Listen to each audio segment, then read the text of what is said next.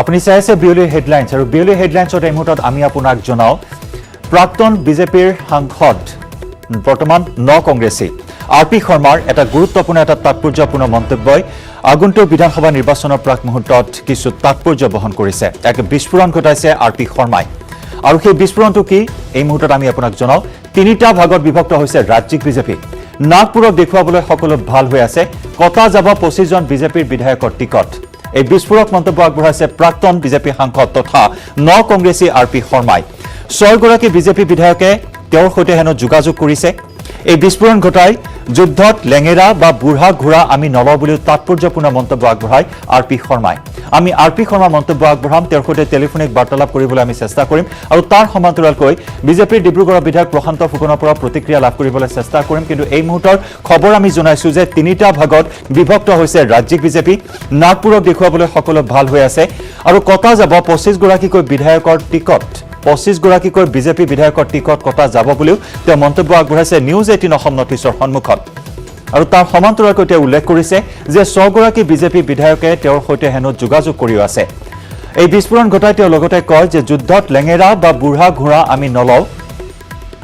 দৌৰিব পৰা ঘোঁৰাহে আমি দলত অন্তৰ্ভুক্ত কৰিম অৱশ্যে কাক ইংগিত দিলে কোন 6 গৰাকী বিজেপি বিধায়ক হ'ব পাৰে যিয়ে তেওঁৰ সৈতে যোগাযোগ কৰিছে আৰু আগন্তুক 2021 চনৰ বিধানসভা নিৰ্বাচনৰ পূৰ্বে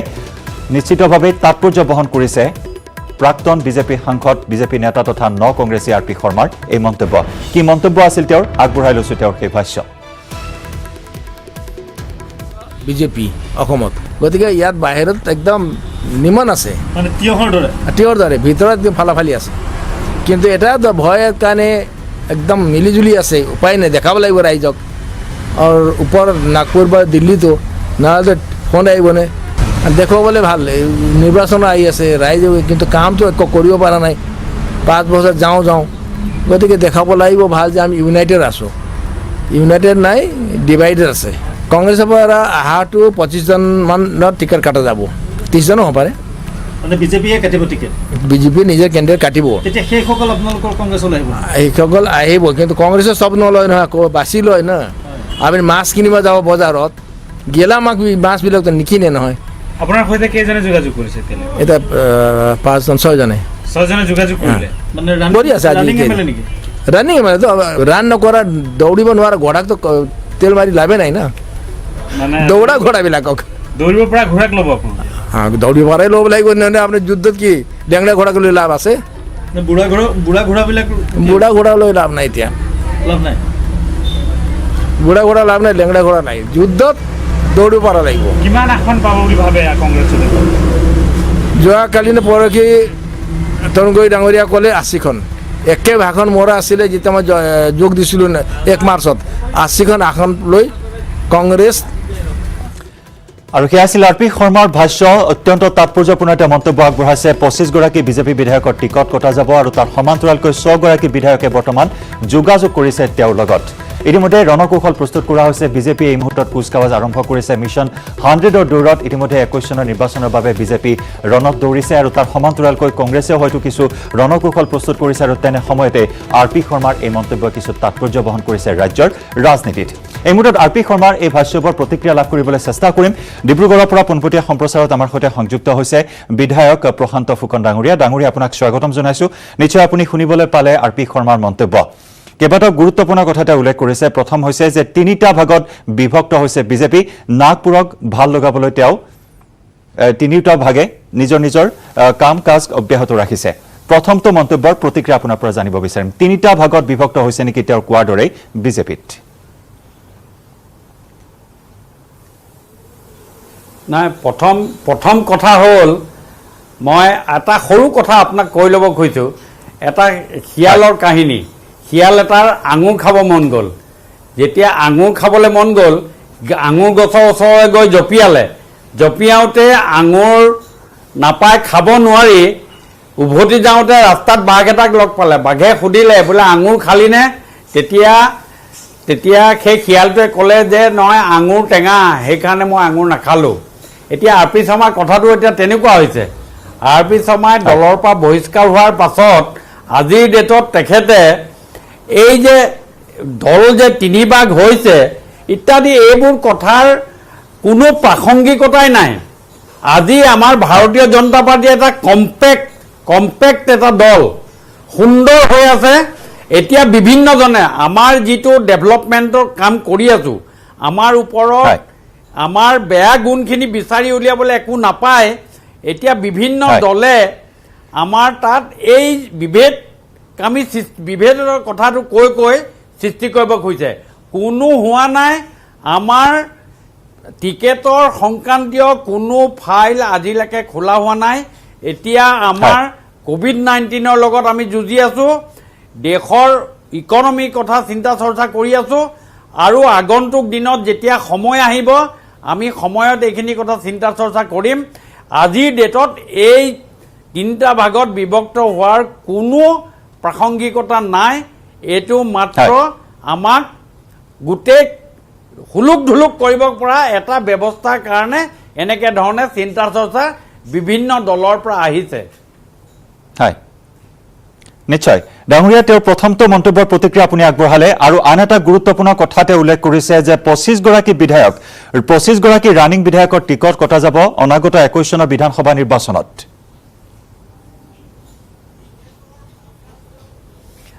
মই এটা কথা কৈছোঁ, টিকেটৰ নামত কোনো ফাইল এতিয়ালৈকে আপোনাৰ খোলা নাই। এতিয়া সম্পূৰ্ণ কথা হ'ল, এতিয়া আমাৰ গেলপিংটো আৰম্ভ হৈছে। আমি ওপৰলৈ যোৱাৰ কথা কৈছে, ডেভেলপমেণ্টৰ কথা চিন্তা কৰিছে। আমাৰ টিকেটৰ কথা তেখেতে আগতে বিজেপিত থকা তেখেত পুৰণা মানুহ, তেখেতে জানে যে এমাহ দুমাহৰ আগতে ইয়াৰ চিন্তা চৰ্চা হয়। কিন্তু আমাৰ এটা কথা আছে যে আমাৰ ভিতৰি আমাৰ ৰিপৰ্ট ছমাহৰ মূৰে মূৰে গৈ থাকে। কোনে ক'ত কি কৈছে ছমাহৰ মূৰে মূৰে গৈ থাকে। কিন্তু এতিয়া কোনো এইটো কথা নাই যে কাৰোবাৰ টিকেট কাট খাব, কি কৰিব, এইটো স্বয়ং এতিয়ালৈকে কোনো নাজানে। এইটো কথা এতিয়ালৈকে নাজানে। এইবোৰ কথা ওপৰতে হাৱাত কোৱা কথা, এইটো কোনো ধৰণৰ কথা নহয়। আপোনালোকৰ আগত আশ্বস্ত কৰিব খুজিছোঁ, আজিৰ ডেটত ভাৰতীয় জনতা পাৰ্টীৰ টিকেট পোৱা নোপোৱা ইত্যাদিৰ কথাত কাৰো সাধ্য নাই ক'বলৈ। মই জনাত এইটো কাৰো একো ইয়াক কথা ক'বলৈ কাৰো সাধ্য নাই। নিশ্চয়কৈ ডাঙৰীয়া, অন্তিমটো গুৰুত্বপূৰ্ণ বিষয় তেওঁ উল্লেখ কৰিছে যে 6 গৰাকী বিধায়ক তেওঁৰ সৈতে যোগাযোগ কৰিছে। তাৰ লগতে আন এটা ইংগিত প্ৰদান কৰিছে যে বুঢ়া বা লেঙেৰা ঘোঁৰাক লোৱা নহয়। গতিকে 6 গৰাকী বিধায়কে তেওঁৰ সৈতে যোগাযোগ কৰিছে, যথেষ্ট আত্মবিশ্বাসেৰে তেওঁ কথাখিনি কৈছে। গতিকে ইয়ে আচলতে কি বিষয় সূচাব বিচাৰিছে? নহয়, যদি তেনেকুৱা কোনোবাই 6 গৰাকী বিধায়কে তেওঁৰ লগত যোগাযোগ কৰিছে, আৰু মোক এটা কথা আপুনি কওক, what is the fertility of the RP Sharma? RP শৰ্মাক যোগাযোগ কৰিবলগীয়া কি কথাটো আছে কওক না। তেওঁ গঠন কি আছে, সংগঠন তেওঁ কি আছে? তেওঁ এতিয়া অন্য দলৰ কিউত 17 নম্বৰ 18 নম্বৰ থকা মানুহ, দৰকাৰ হ'লে 1 নম্বৰজনক কৰিব যোগাযোগ, 17 নম্বৰজনক কি কাৰণে যোগাযোগ কৰিব? মই ভাবোঁ যে যিকেইজন 6জন বিধায়কে যদি যোগাযোগ কৰিবলৈ আছে 1 নম্বৰজনক কৰিব, তৰুণ গগৈক কৰিব। এতিয়াতো মই জনাত গৈ পেলাই 17 নম্বৰজনক যোগাযোগ কৰাটো কোনো যুক্তিও নাই। মই ভাবিছোঁ এইটো কোনো প্ৰাসংগিকতা নাই। এইটো এনে হাৱাত এৰি দিয়া কথা এটা তেখেতে ক'ব খুজিছে। নিশ্চয়, কিন্তু ডাঙৰীয়া, যদি এইখিনিতে কোৱা হয় আপুনি ভিত্তিহীন বা প্ৰাসংগিক বুলি উল্লেখ কৰিছে সমগ্ৰ বিষয়টো, যেহেতু বুঢ়া বাঘ বা বুঢ়া ঘোঁৰা বা লেঙেৰা ঘোঁৰাৰ ৰাজনীতি অসমৰ ৰাজনীতিত নতুন নহয় এই প্ৰসংগ। কিন্তু যদি চোৱা হয় 2016 বৰ্ষৰ যি বিধানসভা নিৰ্বাচন, তেতিয়া কিন্তু এটা বিষয় আহি পৰিছিল যে বিজেপি পুৰণি বিজেপি। সেই সময়ছোৱাটো কিন্তু তেওঁ যথেষ্ট অসন্তুষ্ট হৈছিল। বিগত সময়ছোৱাটো বিজেপি পুৰণি বিজেপিক লৈ দলৰ ভিতৰ চৰাটো বহু অসন্তুষ্টিৰ সন্মুখলৈ অহা পৰিলক্ষিত হৈছিল। গতিকে তেনেস্থলত বিজেপি পুৰণি বিজেপিৰ এই প্ৰসংগক কেন্দ্ৰ কৰি তেওঁ 3টা ভাগত বিভক্ত হোৱাৰ তেনেকুৱা কিবা ইংগিত প্ৰদান কৰিব পাৰে নেকি? তেনেকুৱা কিবা স্থল থাকিব পাৰে নেকি? আচ্ছা, এতিয়া 16 চনতে আপোনাৰ বিজেপি বুলি যিটো বিদ্ৰোহৰ উকমুকনি আছিলে, তাৰ পাছত আমাৰ চৰকাৰ হ'ল, আৰু 16 চনৰ পাছত যিসকল নতুনকৈ ভাৰতীয় জনতা পাৰ্টীত আহিলে, আজিৰ ডেটত তেওঁলোক নতুন হৈ থকা নাই। আজিৰ ডেটত তেওঁলোক এটা চামিল হৈ গৈ এটা কম্পজিট আমাৰ এটা দল হৈছে। এতিয়া ইয়াত আৰু বিজেপি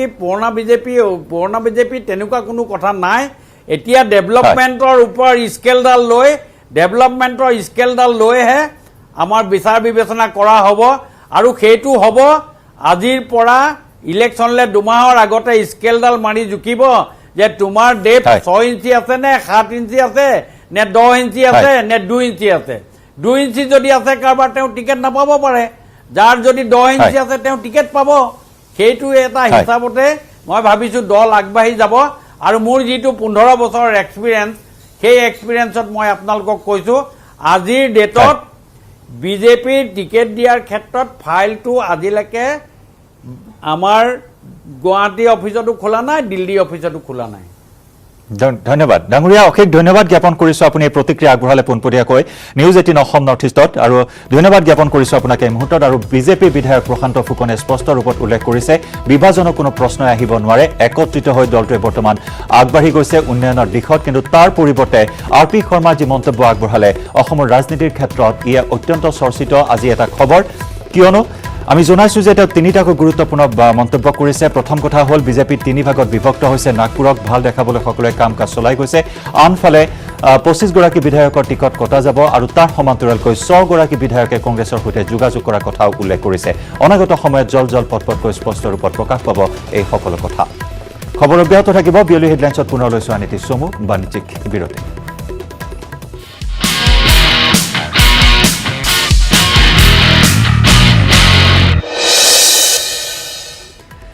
গোলাঘাট নাৰ্ছিং হোমে লৈছে ভয়াৱহ ৰূপ গণসংক্ৰমণৰ অভিকেন্দ্ৰ হৈ পৰিছে সম্প্ৰতি গোলাঘাট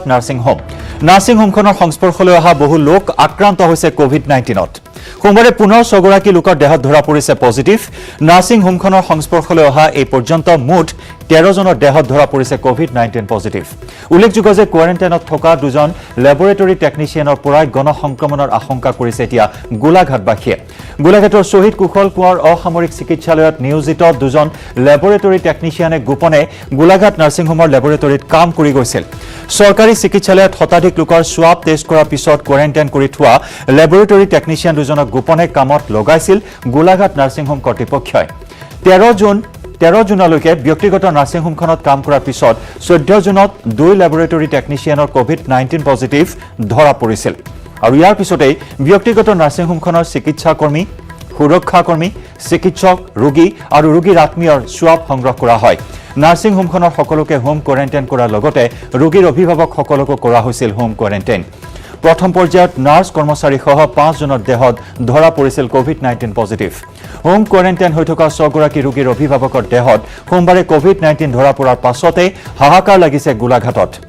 প্ৰশাসনে নাৰ্ছিং হোমখন ৰেষ্ট্ৰিক্টেড জোন ঘোষণা কৰিছিল যদিও সোমবাৰৰ পৰা সকলো কৰ্মচাৰীক হোম কোৱাৰেণ্টাইনলৈ প্ৰেৰণ কৰি 48 ঘণ্টাৰ বাবে সিল কৰি দিয়া হয় আনহাতে গোলাঘাট কুমাৰপট্টি শিৱ মন্দিৰৰ সমীপৰ 100 মিটাৰ ৰেষ্ট্ৰিক্টেড জোন প্ৰত্যাহাৰ কৰিছে প্ৰশাসনে গোলাঘাট নাৰ্ছিং হোমৰ ক্ষেত্ৰত আমাৰ আৰু 15টা মানে টোটেল 15টা কালি আমাৰ পজিটিভ কেছ আহিছে তাৰ ভিতৰত 6টা আপোনাৰ এটেণ্ডেণ্ট হয় মানে পেচেণ্টৰ ধৰি লওক খবৰ ল'বলৈ যোৱা তেনেকুৱা 6টা কেছ আছে তেওঁলোকক আমি এতিয়া তেওঁলোক আৰু তেওঁলোকৰ যিখিনি ইমিডিয়েট প্ৰাইমেৰী কণ্টেক্ট সেইখিনি ট্ৰেচ কৰা হৈছে আৰু বৰ্তমান গোলাঘাট নাৰ্ছিং হোমৰ আৰু তাত থকা ভিতৰত আৰু নতুন আৰু কেছ নাই তো এইখিনি কি হ'ব যে প্ৰথমতে আমি ৰেষ্ট্ৰিক্টেড জোনটো উইথড্ৰ কৰিম তাৰপিছত 48 আৱাৰ্ছ এইটো চিল থাকিব চিল 48 আৱাৰ্ছৰ পিছত সেইটো খুলি কমপ্লিটলি চেনিটাইজ কৰি তাৰপিছত আকৌ নৰ্মেল ফাংচনিঙৰ কাৰণে এই চৰকাৰে যে পজিটিভ ওলালে তেওঁলোক ঘৰত আছে নেকি তেওঁলোকক ইতিমধ্যে এতিয়া মানে তেওঁলোকক উঠোৱা হৈছে হোম কোৱাৰেণ্টাইন ৰিজনৰ পিছত সিজন আক্ৰান্ত হৈছে কোভিড-19ত ট্ৰেভেল হিষ্ট্ৰী নথকা বহু ৰোগী আক্ৰান্ত হৈছে কোভিড-19ত আৰু কৰোনাত আক্ৰান্ত হৈছে উত্তৰ পূব সীমান্তৰ ৰেলৱেৰ এজন লোক আক্ৰান্ত লোকজনৰ নাম হৈছে Ajit Baishya chief mechanical engineer কাৰ্যালয়ৰ এজন বিষয়া হৈছে অজিত বৈশ্য আৰু অজিত বৈশ্য সম্প্ৰতি আক্ৰান্ত হৈছে কোভিড-19ত আমি পুনৰ জনাইছোঁ কোভিড-19ত আক্ৰান্ত হৈছে উত্তৰ পূব সীমান্ত ৰেলৱেৰ আৰু এজন লোক আক্ৰান্ত লোকজনৰ নাম হৈছে Ajit Baishya chief mechanical engineer কাৰ্যালয়ৰ এই বিষয়াগৰাকী আক্ৰান্ত হৈছে কোভিড-19ত আৰু এই সন্দৰ্ভত ভাষ্য আগবঢ়াইছে উত্তৰ পূব সীমান্ত ৰেলৰ জনসম্পৰ্কৰক্ষী বিষয়া নৃপেন ভট্টাচাৰ্যই আগবঢ়াইছে তেওঁৰ ভাষ্য principal chief commercial manager mister Anit দৌলতৰ ৰেচিডেন্স বাংলো এইটো এই বাংলোতে তেখেতে থাকে যোৱা 7 দিন ধৰি তেখেতৰ শৰীৰ ভাল নাছিলে অৰ্থাৎ জ্বৰত আক্ৰান্ত হৈছিলে জ্বৰত আক্ৰান্ত হোৱাৰ পিছত তেওঁ অফিচলৈ যোৱা নাছিলে তাৰপিছত তেখেতৰ সোৱাব টেষ্ট কৰা হয় সোৱাব টেষ্ট কৰাৰ পিছত যোৱাকালি তেখেতৰ ৰিজাল্ট আহে পজিটিভ ৰিজাল্ট অহাৰ পিছত তেখেতক মেডিকেললৈ লৈ যোৱা হয় GMC লৈ লগতে তেওঁৰ ল'ৰাটো কোভিডত আক্ৰান্ত হয় আৰু ডাঙৰ ল'ৰাজন কিন্তু সুস্থ হ'বলৈ আছে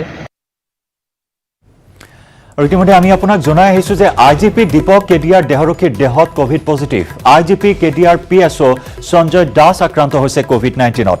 কাছাৰী আৰক্ষীৰ শীৰ্ষ বিষয়াৰ বাংলোৰ বেৰেকত আছিল PSO সঞ্জয় দাস প্ৰশাসনে ইতিমধ্যে কণ্টেইনমেণ্ট জোন ঘোষণা কৰিছে এই বেৰেকটো ইতিমধ্যে আমি জনাইছো যে গুৱাহাটী মহানগৰীত প্ৰায় 200টাকৈ স্থান কণ্টেইনমেণ্ট জোন হিচাপে ঘোষণা কৰিছে প্ৰশাসনে আৰু শেহতীয়াকৈ আৰক্ষীৰ দেহৰক্ষীৰ পৰা আৰম্ভ কৰি আৰক্ষী বিষয়া ভাৰপ্ৰাপ্ত বিষয়া সকলো কোভিড-19ত আক্ৰান্ত হৈছে বহুকেইগৰাকী আৰক্ষী বিষয়াক কোৱাৰেণ্টাইনলৈ প্ৰেৰণ কৰা হৈছে আৰু শেহতীয়াকৈ এই খবৰ IGP দীপক কেডিয়াৰ দেহৰক্ষীও আক্ৰান্ত হৈছে কোভিড-19ত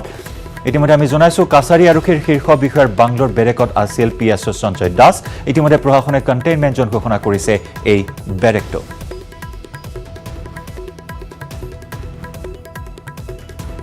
আৰু তাৰ সমান্তৰালকৈ আমি জনাইছো যে পাণবজাৰ আৰক্ষী থানাৰ গৃহৰক্ষী জোৱানসহ আক্ৰান্ত হৈছে 4জনকৈ কোভিড-19ত আক্ৰান্ত হৈছে দণ্ডী কুমাৰ পুষ্পা দাস হেৰম্ব কলিতা আৰু শহীদুল ইছলাম তালুকদাৰ 4গৰাকী দেহত কৰোনাৰ অৱস্থিতি ধৰা পৰা পাছত এতিয়া হাহাকাৰ লাগিছে পাণবজাৰ থানাত পাণবজাৰ থানাৰ আৱাসিক এলেকা কণ্টেইনমেণ্ট জোন ঘোষণা কৰাৰ লগতে পৰিয়ালসহ কোৱাৰেণ্টাইন কৰা হৈছে কেইবাগৰাকীও আৰক্ষী বিষয়া তথা কনিষ্ঠবলক কোৱাৰেণ্টাইন কৰা হৈছে বৰলু থানাৰ ভাৰপ্ৰাপ্ত বিষয়া মণি চমুৱা CID DSP Dilip Bharali DSP Mrinal Das ADCP পঞ্জিত দুৱাৰা SI ৰাজু মিলি আৰু অৰুণিমা ভূঞাক পল্টন বজাৰ থানাৰ ছেকেণ্ড অফিচাৰ পংকজ মহন্তকো কৰা হৈছে কোৱাৰেণ্টাইন কৰোনা আক্ৰান্ত সহ হাবিলদাৰ পুষ্পাৰাণী দাসৰ লগত একেটা চৌহদতে আছিল এইসকল আৰক্ষী বিষয়া আৰু যাৰ বাবে এই আৰক্ষীৰ বিষয়া তথা কনিষ্ঠবলৰ পৰিয়ালসমূহক কোৱাৰেণ্টাইন কৰা হৈছে বৰ্তমান ব্ৰেকিং নিউজ সোশ্যাল মিডিয়াত ভাৰত বিৰোধী পোষ্ট দিয়া যুৱকৰ বিৰুদ্ধে গোচৰ আমচুৰ সৰুপথাৰৰ উৰিয়ামঘাট আৰক্ষী থানাৰ অন্তৰ্গত পিঠাঘাট জাকিৰ তিনিআলিৰ এজন যুৱকৰ বিৰুদ্ধে তৰা হৈছে এই গোচৰ সৰুপথাৰৰ উৰিয়ামঘাটৰ যুৱকজনৰ নাম হৈছে কাবুল খান কাবুলে নিজৰ ফেচবুক একাউণ্টৰ পৰা দিছিল এটা বিতৰ্কিত পোষ্ট ইতিমধ্যে থানাত গোচৰ দিছে আমচুৰ গোলাঘাট জিলা সমিতিয়ে কাবুল খানক অতি শীঘ্ৰে গ্ৰেপ্তাৰ কৰি দৃষ্টান্তমূলক শাস্তি দিয়াৰ দাবী উত্থাপন কৰিছে আমচুৱে সোশ্যাল মিডিয়াত ভাৰত বিৰোধী পোষ্ট দিয়া যুৱকজনৰ বিৰুদ্ধে গোচৰ ৰুজু কৰিছে আমচুৱে সৰুপথাৰৰ উৰিয়ামঘাট আৰক্ষী থানাৰ অন্তৰ্গত পিঠাঘাটৰ জাকিৰ তিনিআলিৰ এজন যুৱকৰ বিৰুদ্ধে এই গোচৰ তৰা হৈছে সৰুপথাৰৰ উৰিয়ামঘাটৰ যুৱকজন হৈছে কাবুল খান আৰু ভাৰত বিৰোধী এটা বিতৰ্কিত পোষ্ট আপলোড কৰিছিল তেওঁৰ ফেচবুক একাউণ্টত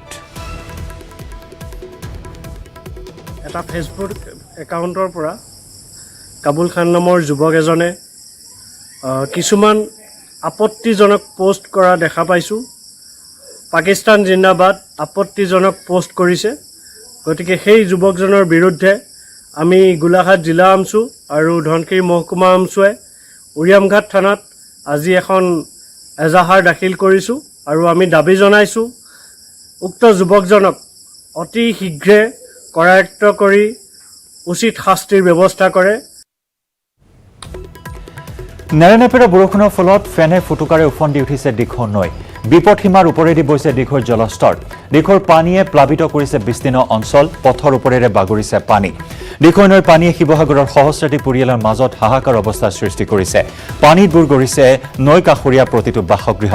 ইফালে একাধিক স্থানত সংকটজনক অৱস্থাত আছে দিখৌ নৈৰ মথাউৰি প্ৰয়োজনীয় ব্যৱস্থা গ্ৰহণ নকৰিলে ভয়ংকৰ অঘটনৰ আশংকা কৰা হৈছে ইতিমধ্যে নিৰাপদ স্থানত আশ্ৰয় লৈছে শ শ পৰিয়ালে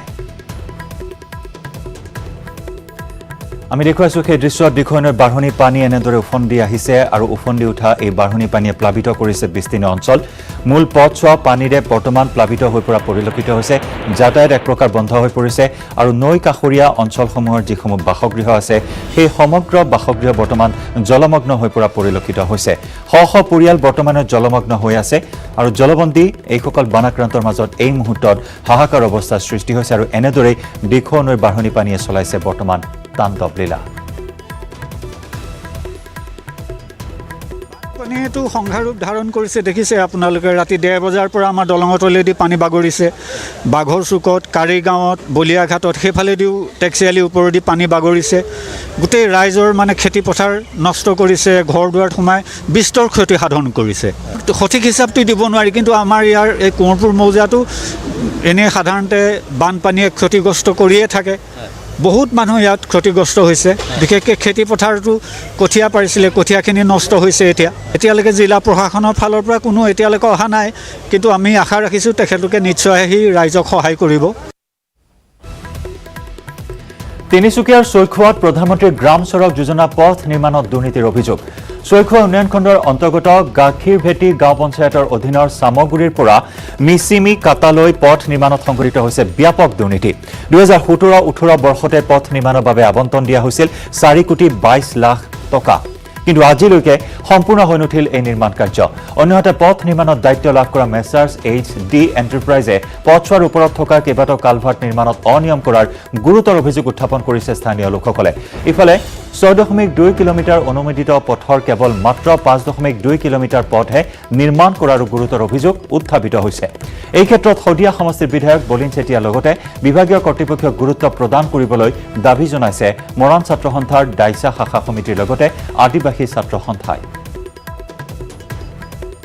2018 চনতেই ৰাস্তাটো PWD আণ্ডাৰত ডেনিয়েল এণ্টাৰপ্ৰাইজৰ আণ্ডাৰত তেওঁলোকে কামটো আৰম্ভণি কৰিছিল কিন্তু 2 বছৰ পাৰ হৈ যোৱাৰ পিছতো তেওঁলোকে কামটো আজি তাৰিখলৈকে সম্পূৰ্ণ হৈ নুঠিলে এই ৰাস্তাটো বনাওঁতে আমি দেখিবলৈ পাইছোঁ ব্যাপক দুৰ্নীতি হৈছে ৰাস্তাটো তেওঁলোকে 6 কিলোমিটাৰ 6.20 কিলোমিটাৰ ৰাস্তা দৈৰ্ঘ্য কিন্তু তেওঁলোকে আচলতে ৰাস্তাটো বনাইছে 5.20 কিলোমিটাৰ প্ৰায় 1 কিলোমিটাৰ ৰাস্তা তেওঁলোকে কম বনাইছে ইয়াৰ লগতে তেওঁলোকে ৰাস্তাটো বনোৱাৰ যি ধৰণৰ এষ্টিমেট অনুসৰি বা যি নিয়ম কানুনৰ আণ্ডাৰত তেওঁলোকে ৰাস্তাটো বনাব লাগিছিলে তাতো ব্যাপক দুৰ্নীতি হোৱাৰ সন্মুখীন আমি দেখিবলৈ পাইছোঁ বানৰ কবলত গহপুৰৰ দক্ষিণাঞ্চল কেইবাদিন ধৰি হৈ থকা নেৰানেপেৰা বৰষুণৰ ফলত গহপুৰৰ দক্ষিণাঞ্চলৰ গোপাল জাৰণী সৰুতামুলী বৰতামুলী ঠুটে চাপৰিকে আদি কৰি প্ৰায় 20ৰো অধিক গাঁও জলমগ্ন হৈ পৰিছে নৈপৰীয়া লোকসকলৰ মাজত এতিয়া হাহাকাৰ অৱস্থাৰ সৃষ্টি হৈছে বানত বুৰ গৈছে আহু ধান বাও ধান বড়ো ধানৰ খেতি একাংশ ধানসমূহ কাটিছিল যদিও অধিকাংশ খেতিয়কে বহু কষ্টেৰে কৰা ধানমুঠি চপাবলৈ সময় নাপালে যাৰ ফলত এতিয়া মূৰে কপালে হাত দিবলগীয়া হৈছে কৃষক ৰাইজে ইতিমধ্যে আমি জনাইছোঁ যে দক্ষিণাঞ্চল গহপুৰৰ বিশেষকৈ দক্ষিণাঞ্চলত এনেধৰণৰ এক পৰিস্থিতিৰ সৃষ্টি হৈছে বানে আগুৰি ধৰিছে বিস্তীৰ্ণ অঞ্চল আহু ধানৰ খেতি বাও ধানৰ খেতি সম্পূৰ্ণ পানীৰ তলত আৰু কিছু কৃষকে ধান কাটিছিল যদিও শস্য চপাবলৈ তেওঁলোকে আহৰিয়ে নাপালে মূৰে কপালে হাত দিবলগীয়া হৈছে লোকসকলে গোপাল জাৰণী সৰুতামুলী বৰতামুলী ঠুটে চাপৰিকে আদি কৰি প্ৰায় অধিকাংশ গাঁও বৰ্তমান পানীৰ তলত আছে গৃহবন্দী হৈ পৰিছে বহু পৰিয়াল জলমগ্ন হৈ পৰিছে বিস্তীৰ্ণ অঞ্চল আৰু জলবন্দী হৈ পৰা লোকসকলৰ মাজত এতিয়া হাহাকাৰ অৱস্থাৰ সৃষ্টি হৈছে গহপুৰৰ দক্ষিণাঞ্চলত এনেদৰে বানে চলাইছে তাণ্ডৱ লীলা আৰু এই খণ্ডত অধিক খবৰ আমাক জনাব গহপুৰৰ পৰা আমাৰ সাংবাদিক পলাশ ফুকনে হয় গহপুৰত এতিয়া বানে ধাৰণ কৰিছে সংহাৰী ৰূপ আৰু মই বৰ্তমান উপস্থিত আছো গহপুৰৰ তলতলি বৰদলনি অঞ্চলত নিশাটোৰ ভিতৰতে ব্ৰহ্মপুত্ৰৰ বাঢ়নী পানীয়ে সমগ্ৰ অঞ্চল প্লাবিত কৰি তুলিছে মই কেমেৰাত দেখাইছো সামগ্ৰিক দৃশ্য এই মুহূৰ্তত বানে প্লাবিত হৈ পৰিছে সমগ্ৰ অঞ্চল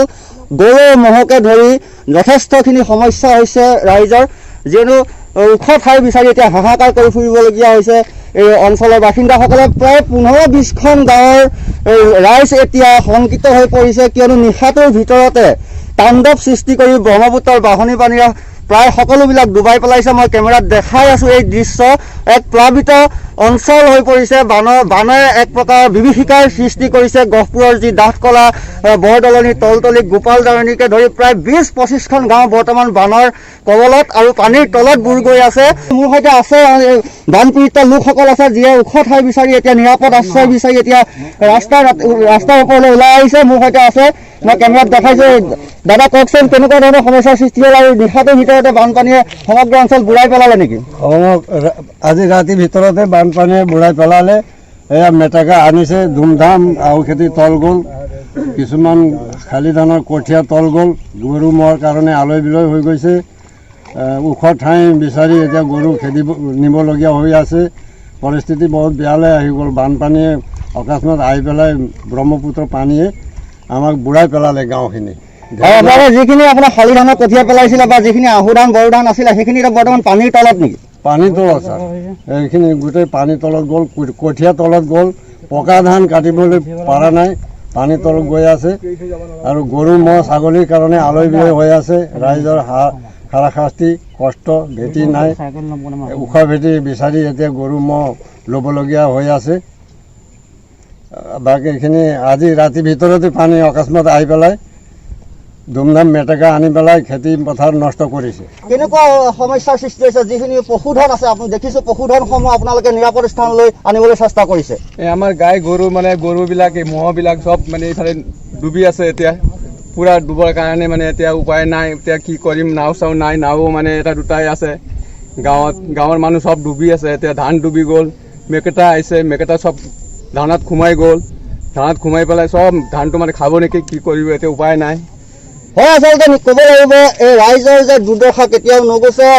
এফালে যদি বনৰীয়া হাতীৰ সন্ত্ৰাস, এফালে বানপানীৰ এই সন্ত্ৰাস, আৰু তাৰ মাজতে এই কৃষিজীৱী ৰাইজে দুৰ্বিষহভাৱে জীৱন অতিবাহিত কৰিবলগীয়া হয়। আৰু বিশেষকৈ নিশাটোৰ ভিতৰতে প্ৰায় 15-20খন গাঁৱত, গহপুৰ অঞ্চলৰ প্ৰায় 15-20খন গাঁৱৰ বানত আচলতে টকবকাই থাকিবলগীয়া হৈছে। আৰু এই মুহূৰ্তত আচলতে নিৰাপদ স্থান বিচাৰি ৰাইজে হাহাকাৰ কৰিবলগীয়া হৈছে। আৰু ইয়াৰ সৈতে সময় হ'ল আজিৰ বিয়লিৰ হেডলাইন্সৰ পৰা বিদায় লোৱাৰ। নমস্কাৰ।